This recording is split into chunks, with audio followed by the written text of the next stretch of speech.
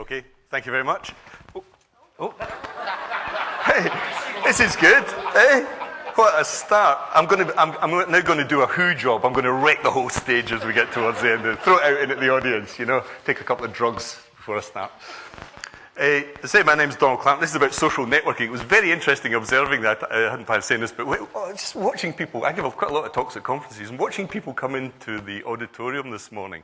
It's a very British thing that everybody sits equidistant from everybody else. Everybody's got a spare seat, but there's always groups of two. People don't, English people don't like sitting next to someone else in case they might speak to you.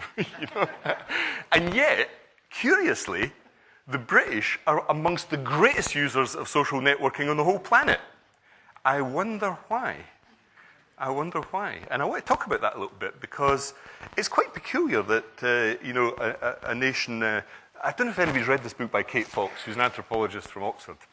Great, great book. Now, you can tell I'm Scottish, and this book's called Watching the English, remember?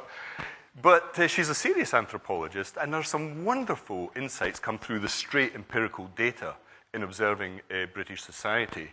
But one of them is what she calls the social disease, D-I-S-E-A-S-E. In other words, the great social unease in just meeting strangers and sort of group collaborative work that exists in this nation. Now, I'm Scottish, but I brought my kids up in England. I love England. I live in Brighton, and I'm really glad I didn't bring my kids up in Scotland, to be honest. I like the culture here. But one of the downsides is you make social gaffes if you come from outside this culture very quickly. At dinner parties, you might say, oh, I went to see that movie last night, and the person obviously says, oh, yeah, I thought it was absolutely wonderful. And you say, well, actually, I thought it was a load of shit, actually.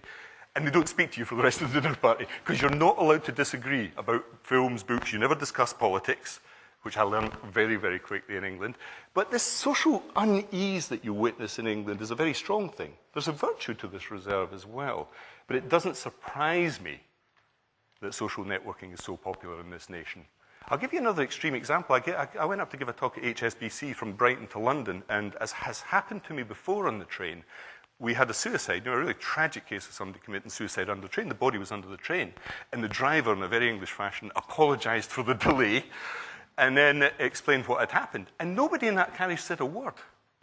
Nobody said a word. Somebody's life had collapsed and had killed themselves in the train we were sitting in. Nobody said a word, apart from the guy opposite me who looked at his watch, as if to say, I've got a meeting here, scrape the guy off the front, I'm in a bit of a hurry. It was appalling in a way, But it's quite extreme, this phenomenon. And that's the problem you have in organizations sometimes, that social reserve means that things don't get done optimally. Smart Mobs, a very interesting book by Howard Rheingold, and he went all over the world to Japan in the early days of the adoption of mobile phones and social networking in one form or another. And a similar phenomenon, England's not alone in this world. In Japan, for example, kids in Japan traditionally were brought up with almost no privacy. They lived in very small houses, literally paper-thin walls, and there was a very sort of top-down authoritarian view of childhood there. When mobile phones came along, it was an absolute revelation for these kids. They could finally escape the tyranny of privacy, or the tyranny of those small, cramped houses. The same is true in China, if you've been to China. Privacy is a big thing and hugely valued there because it's so rare. And so it absolutely exploded, social networking in Japan, for a similar reason. And I think sometimes that's what organizations can pick up on. They can sort of tap into this explosion. Another great book, I think, by Judith Rich Harris, who published one of the most important papers in psychology in the whole 20th century in 1998, showing that almost everything that had been published in parenting was hokum. All that stuff about, Freudian attachment theories and so on, that basically use parents, if you've got kids, have absolutely no effect on your child at all. By and large, 50% of it's genetic. The other 50% is mostly peer group. Send your kid to school. I have 2 kids. They don't have a Scottish accent, believe me. They were brought up in England. They have the accent of their peer group, and they pick up the mores and so on of their peer group. So group socialization, which is the big theory that Judith Rich Harris came up with, is terribly, terribly important in organizations. And if you've ever managed a large number of people, I spent years managing production people, you'll find that, I ran an internet company, you'll find that all the graphics people sit together and want to sit together because they all went to art school and they love each other and socialize. All the coders, no matter how often I split them up into teams that served clients, they would drift back over a few months back into the comfortable zone, which is sitting next to people who were like them. But that's not how organizations work optimally, sitting next to the person who does exactly the same thing as you. Teamwork means sitting next to people who are not like you and who do things differently from you. So that's the sort of backdrop to this. You know, there's a huge thirst for social networking that exists in all of us. And then another, the English academic, University of Liverpool, Robin Dunbar, a brilliant, brilliant guy who wrote a groundbreaking paper on optimal group size, which affects social networking. You can see this if you read the paper and compare what's actually happening in the real world. Robin Dunbar and Judith Rich Harris basically said social networking isn't anything blue sky or unusual. Said the nuclear family living in that little box house with 2 or 3 other people is an extremely recent thing in human evolutionary history. We mostly evolved in much larger groups, up to 30, 40, 50 in villages with mixed age groups and other families. It's extremely unusual to live just with your brother, sister, and parents. Very, very recent indeed. And of course, social networking gives you the ability to suddenly pop out of that bubble again. It takes you back to a pre-industrial age. And allows you to do things that feel very natural to you. In other words, having communication with lots of people. However, his theory based on brain size was that meaningful relationships top out at about 150. People live in sort of small groups if you go into sort of pre-industrial societies and small village types groups. But meaningful relationships top out at 150. In other words, try as you may cognitively, you'll really struggle to have meaningful relationships beyond the 150 group if you start listing them out. And of course, this has been shown empirically because when you look at optimal group sizes in the army across 2,000 years, you find that the platoon and company size actually fits this model very accurately indeed. In other words, this is sort of optimum size. You can have lots of meaningless relationships beyond 150, no doubt, but you know, meaningful relationships, that's the sort of size we're talking about. So that's some sort of backdrop stuff here. Now, I'd imagine, having worked as a supplier in loads of corporates, big government departments, defense, all sorts of things in UK, this is the normal this is the normal structure in most of the organizations in modern capitalism. However, this may be the structure, a top-down structure, but it's not optimized in terms of group work and teamwork. And as we move into a new area of knowledge workers, we find that there's something wholly inadequate about this because the optimum teams are all over the place, you know. It can be here, there, and everywhere. There might be somebody up here who's brilliant, who wants to work with somebody down here, who wants to work with somebody across there. Typically, however, if you go into an organization, you'll find that the people, you know, the group or network that person has will either just be, it's not ad hoc in a way. It happens to be the people they were sitting next to, the people who went on a training course together, or the people who were introduced to in their induction course, if they got one at all.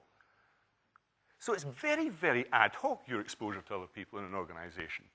And yet, the whole point is to optimize teamwork and that group socialization and exposure. And to focus for a minute and to go right inside organizations for a moment, let's reflect for a moment on how social networking might produce some added value for corporates or big government departments or in defense or whatever. Because it's not at all obvious that it does. Most people, and all the press has been about how it reduces value. And you've got loads of employees faffing around on the internet doing not much work.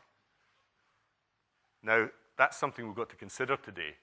On the other hand, if you look at something like recruitment, there's a small revolution going on in this area. If you've ever been involved in that stupid recruitment process of an ad in a newspaper followed by loads of CVs, where you're trying to unpick what people have actually done from what they actually said they've done, you've sifted them and you've gone through a couple of 1-hour interviews, you'll know how crude that process is. I'm going through this for a moment for Chief Exec of the Brighton Festival. 110 grand, brilliant job, and we're going to make the judgment on a CV and a 1-hour interview. It's hopelessly inadequate. But the smart people now, the people who are looking for jobs, and the people who have vacancies are now moving into the social networking space. So we have Jobster, LinkedIn. I don't know if any of you have gone into LinkedIn. But these are big corporate, business-focused sites which involve social networking but are tapping into optimized recruitment. If I want to find good talent, especially if I'm running an online or internet company, then this is where the talent's going to be hanging out. And they're going to be smart enough to get online as opposed to reading the job pages of The Guardian, which have shrunk to about 1 page now. And there's lots of these sites here, and if you've ever been involved in some of these are pretty lively with big populations. And to give you a very specific example, thanks to, I saw this presentation at another conference, I sort of ripped it off a little bit, but thanks to the women from Cadbury Schweppes for this. I mean, they had a bash at this in the very early days with blogs and podcasting, got loads of national press coverage out at it, and found just on PR value alone, doing more social network-orientated recruitment increased the number of applications to the company by 40%. So they had very early success with this. The success was so astounding that they said, okay, let's move this up a gear. And they started with a graduate Facebook group.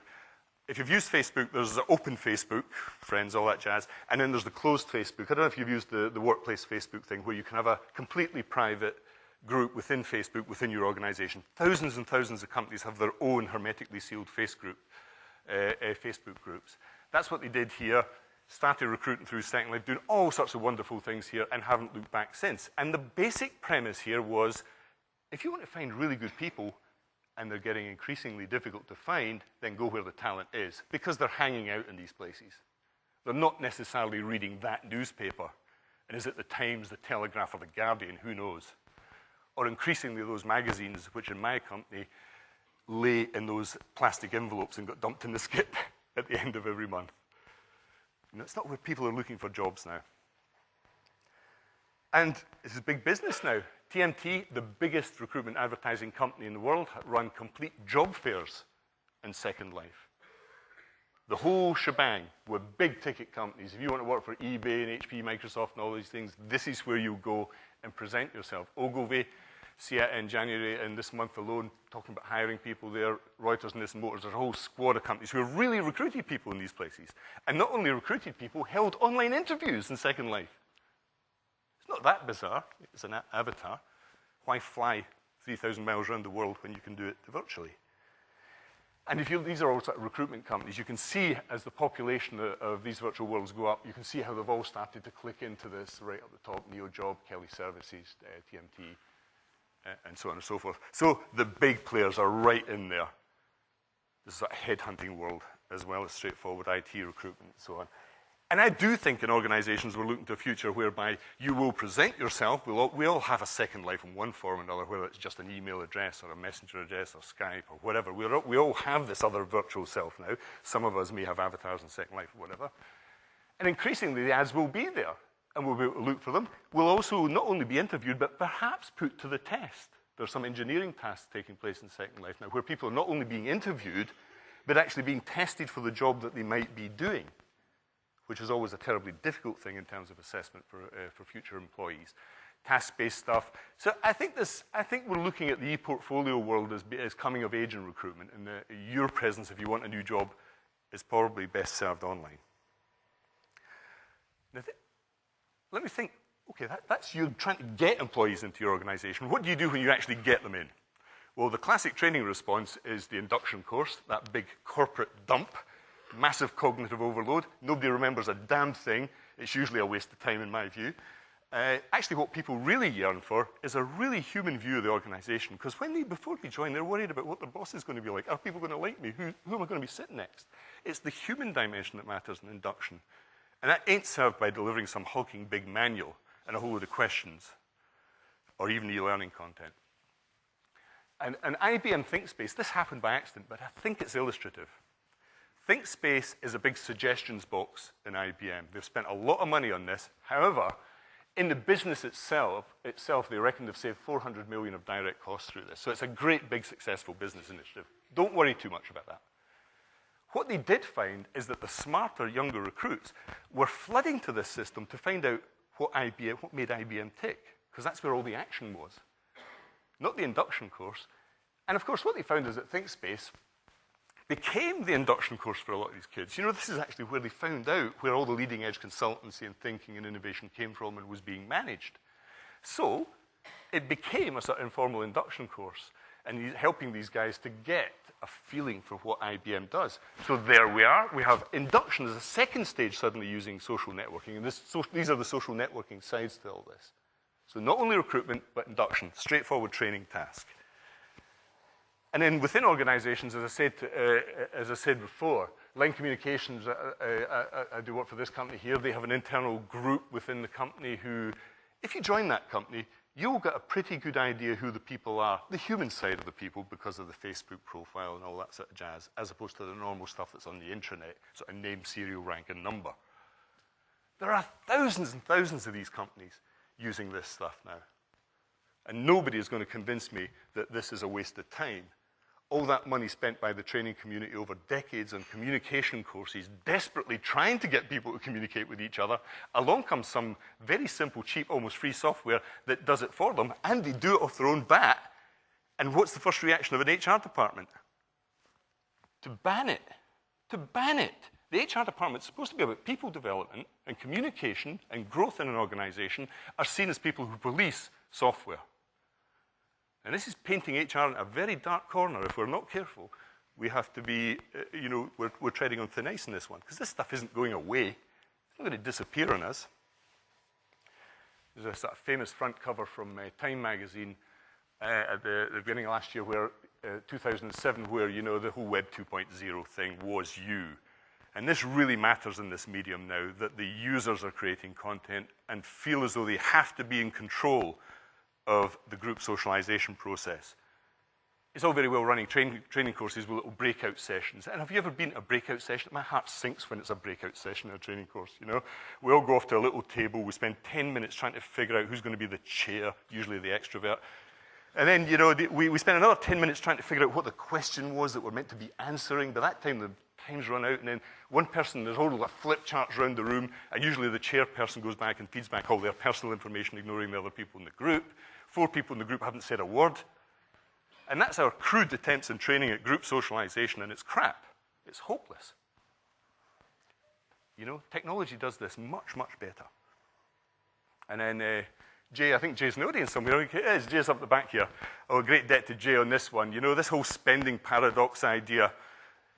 We don't learn all of what we learn in training courses or by going to school and university. Most of what we learn, teaching is not a necessary condition for learning. Most of what we learn in the workplace is informal. Jay's great insight, and he quantified it and pointed at the paradox. All of the money is spent on formal learning, and yet we know empirically that most of the learning is informal. And yet what do we do with most of the informal tools? We try and ban them. And of course, that's some of the background study stuff to that.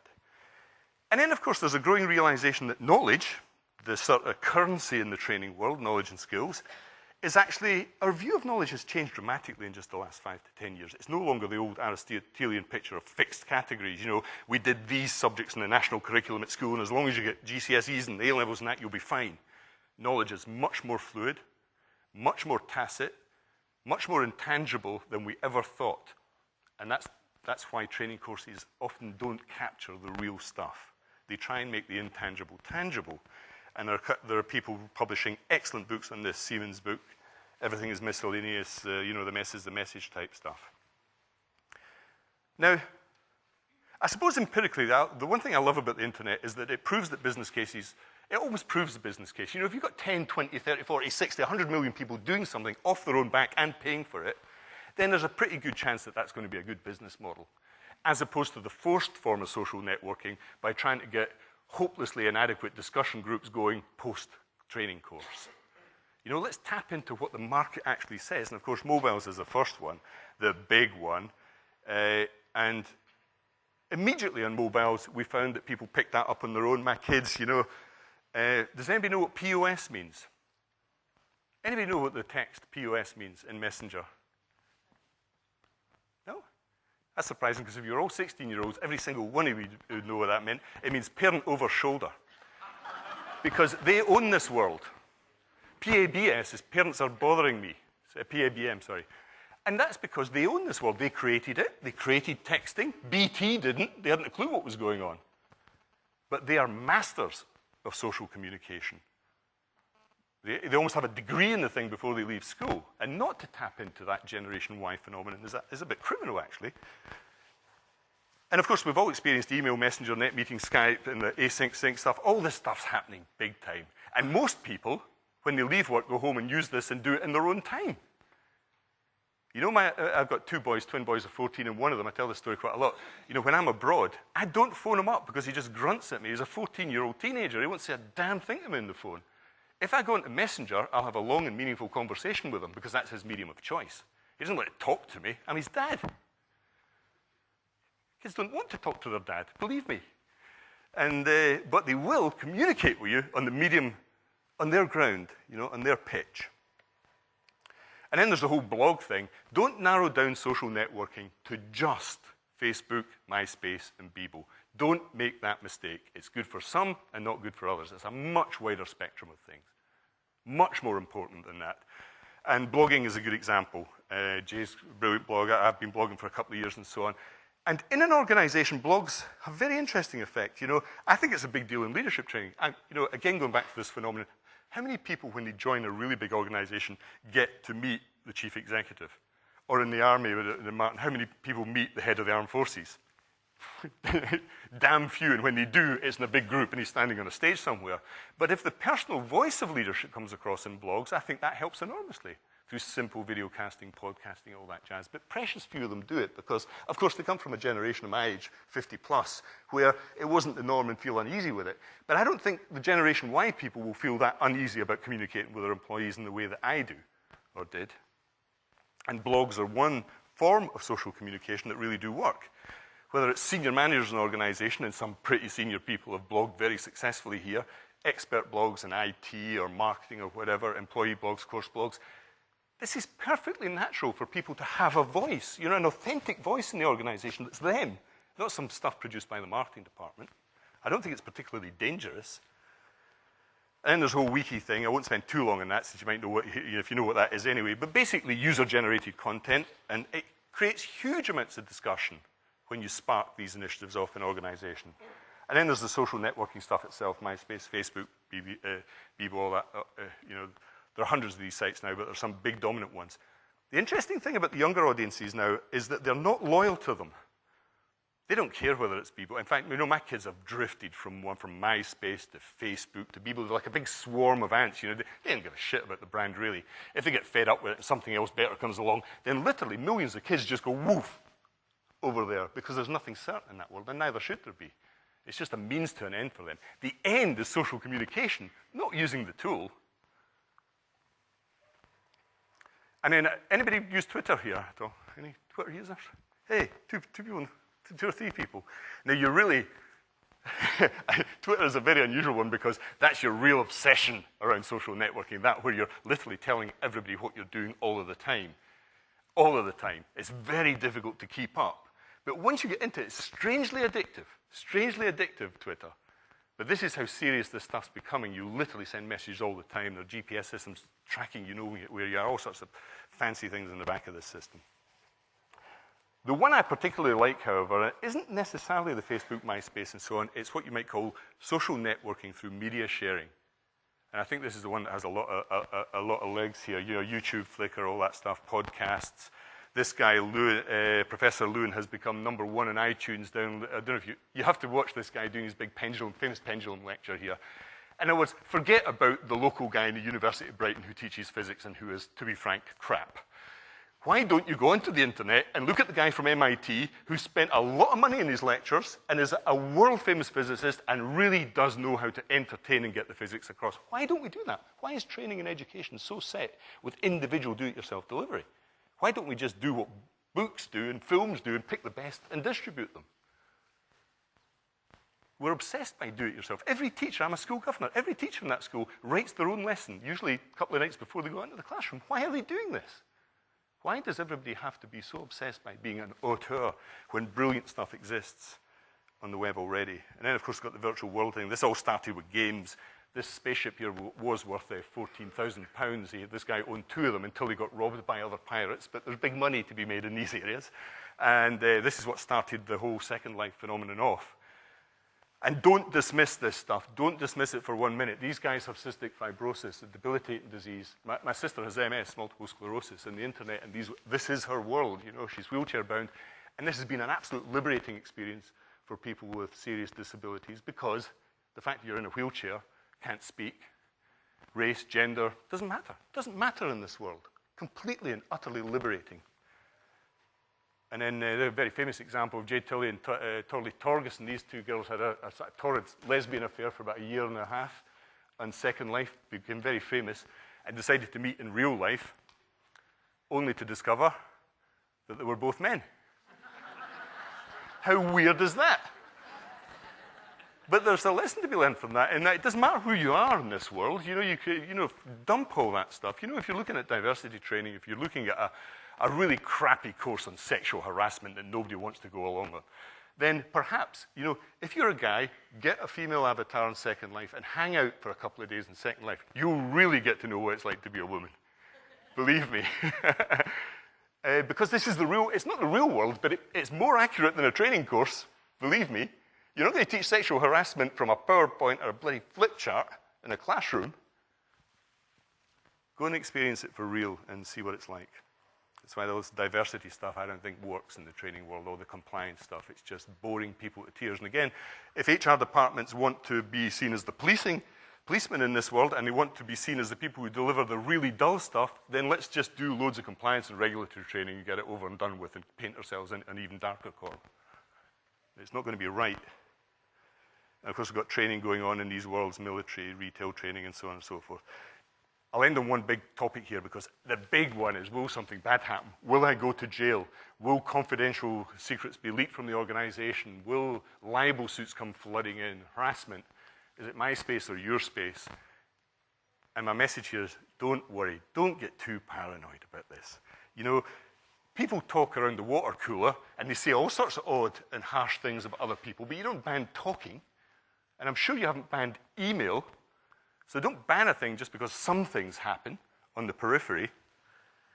And it is becoming a big issue. PC Pandora is something, this is featured in loads of big high-profile divorce cases in the States. And this is basically, if you think your partner's having an affair, you install this in your PC, and it does snapshots of screens on Messenger and all that sort of stuff. And you can get them on your mobile. It will send them all very, very furtive and secretive. But it's been quoted as evidence in lots of divorce trials now. So this is it's happening, folks, in this world. I see a few people shuffling uncomfortably there. That was quite an odd reaction. Some of the other ones, a very famous case here on Friends United, where this school child went on and really libeled this teacher, saying that, he was a pest, a sort of sex pest in the school, and so on. All of it completely wrong. And therefore, there was a comeback here, because he did win the libel case against Jonathan Spencer. The famous Mumsnet Gina Ford thing. Gina Ford wrote a very famous book on how to bring up your kids by putting them in a cage, basically. I think it's a horrific approach to child rearing. However, people flamed her massively on Mumsnet, saying, this is ridiculous, she's the fascist of child rearing, basically. And of course, she got terribly upset. I don't really know why, to be honest, but there was a big court case, and Mumsnet were forced to weed out all of the derogatory comments about her, because the law, to be fair, worked.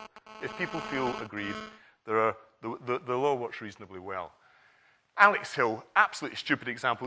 I show these examples because I think they almost show what the problem here is. Oxford University fined Alex Hill and demanded that she take pictures of her Facebook account, and this is one of the pictures. These were kids having fun after their exams. They like cans of lager in their hand and some shaving foam. And the good dons of Oxford decided to fine the students because it wasn't in line with their medieval view of what a college should be. How stupid can you get? But this is where the odd legal action is at the moment. Mike Martin Sorrell, a very famous case, and it's famous because of what happened. I'll explain that in a minute. So there's lots of odd things happening here, but I don't think anything that's really, really worrying at the moment. The three big ones legally are confidentiality, harassment, and libel. Confidentiality. Are my test results in, doctor? Yes, you can see them on my website. There is a sort of feeling that the world is out to betray you in some way, and there's something to that in a way. But when it comes to trade secrets, intellectual property, and third parties, when you ask this question, who's responsible? It's true, the host isn't responsible, interestingly. There are several major court cases have showed that Friends Reunited will not be held responsible when that kid flamed the teacher.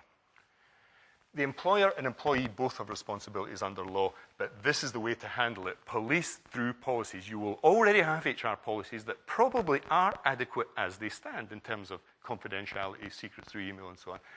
And it may need a bit of extension of those, but not much. So the harassment, so that was confidentiality. People could do all sorts of things. I could stand up here and give you trade secrets, but they tend not to because there's HR rules about this. when it comes to protection from harassment, and this is a wee bit more serious, you don't want to be on the end of harassment or bullying, then the law is quite clear, the 1997 Act. It's a course of conduct. If a reasonable person thinks that that's harassment, it's harassment in the eyes of the law. However, you have to prove that it's happened on at least 2 occasions, and employers do have a duty here to protect their employees and take steps to prevent harassment. But you've got that in your HR. Believe me, if you're any size at all, you'll have that in the bag. Again, harassment, don't worry, police through policies. Libel is the third one, and this is more serious, but you have to have a lot of money to go and take people in England through the libel process. But was there a victim? Was it disparaging?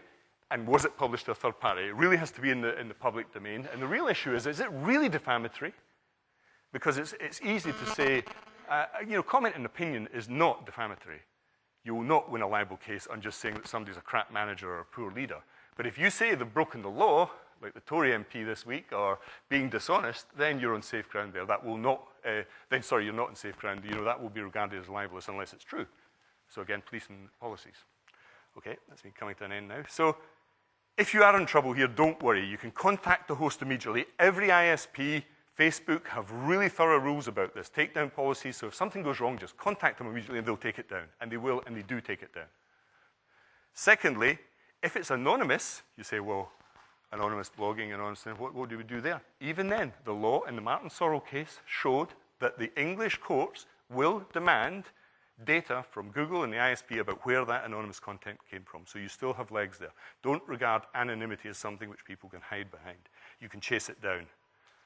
And then some ideas here, just, if you're really going to do this stuff, teach your older employees to text, Skype, induction, recruitment, blogging, wikis, podcasts, videocasts, get a second life, try all that stuff. Take the sandbox approach, because this stuff's not going away. Social computing is here to stay. It's big, and it's getting bigger.